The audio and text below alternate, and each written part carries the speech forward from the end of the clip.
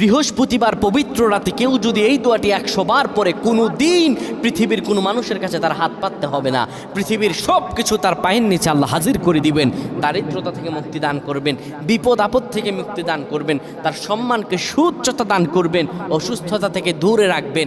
আল্লাহর অশেষ দয়া ও রহম তাকে দান করে দিবেন। সুবহানাল্লাহ। বৃহস্পতিবার রাত এটি গুরুত্বপূর্ণ রাত। এই রাত সপ্তাহে একদিন আসে। আরবিতে রাত আগে আসে, দিন পরে আসে। সুতরাং বৃহস্পতিবারের যে দিন গিয়ে রাত, এটি বৃহস্পতিবার রাত নয়, এটি শুক্রবারের রাত, এটি জুমাবারের রাত, এটি দোয়া কবুলের রাত, আল্লাহর কাছাকাছি হওয়ার রাত। সুবহানাল্লাহ। এই বৃহস্পতিবার রাত আল্লাহ তাআলা বান্দার দোয়া কবুল করেন।